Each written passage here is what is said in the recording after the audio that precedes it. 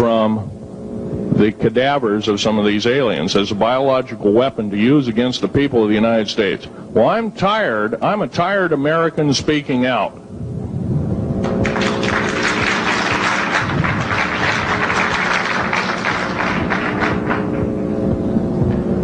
Now, what I'm telling you is kind of almost like a brain overload here.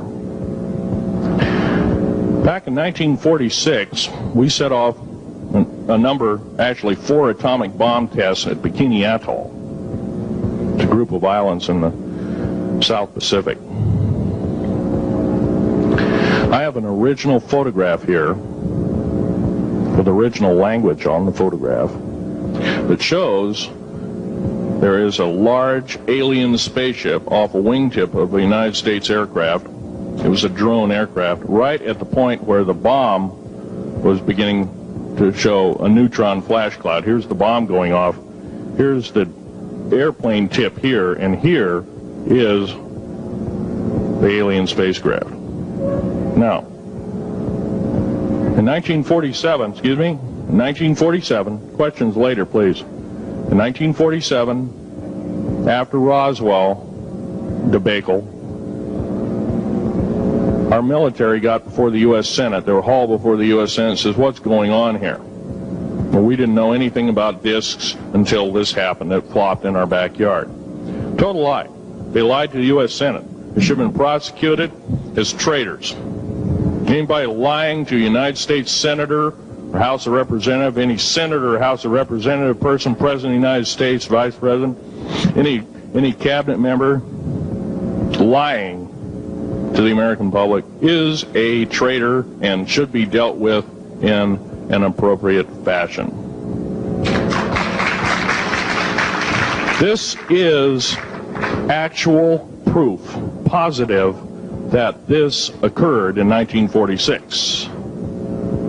Now, U.S. military knew all about flying discs, and flying disc technology is thoroughly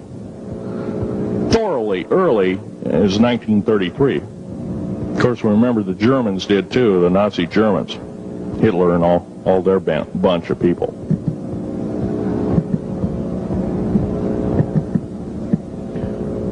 Now, it gets to the big question, if all this has been hidden from us, everybody says, well, where's the proof? I've got some of the proof laying on the table, but a lot of you probably are totally skeptical. They say, well, I could be anything.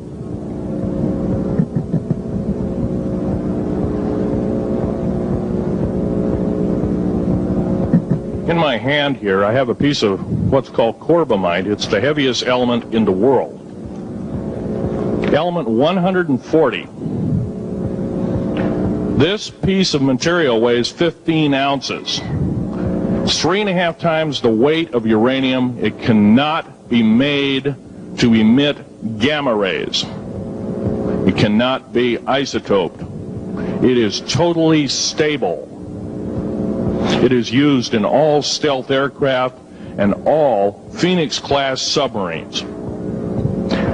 When combined with other alien elements, it is impregnable. It cannot be melted with charged particle beam weapon. When properly combined in secretive compounds, it can withstand temperatures in excess of 10 million degrees Fahrenheit. It is grown by aliens who have given a good... The other side of the alien question is, some of these aliens have broken off from their mainstream and said, we're not getting a fair shake, and so this is what happens.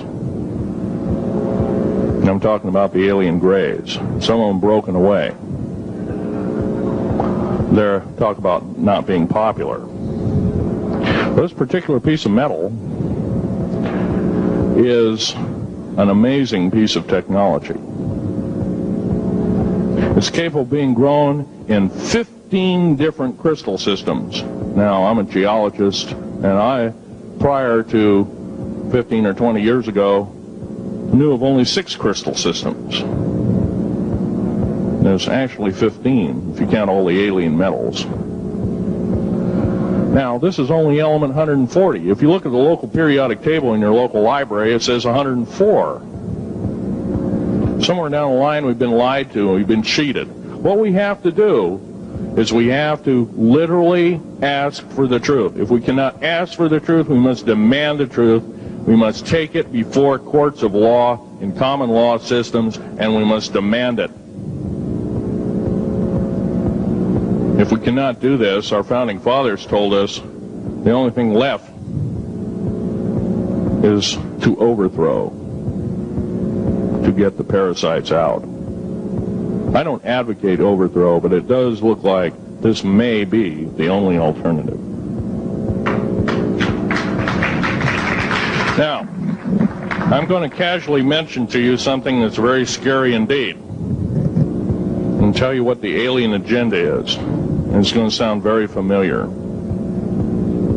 The alien agenda is the complete takeover of this planet, the killing off of 5, 6 to 7/8 of the world's population by the year 2029. The U.S. military has known about this for 45 years. They've told no one.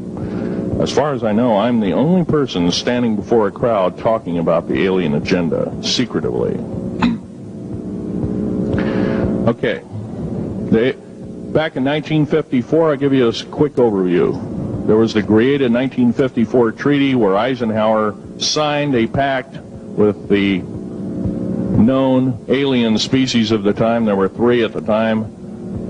And said that we're going to deal in high technology, but you can take a few head of cattle and a few human beings and you can experiment on them. It's unthinkable.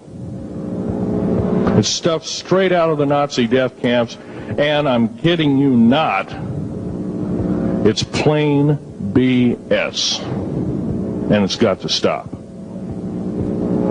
Now, the Greada 1954 treaty would have been violated.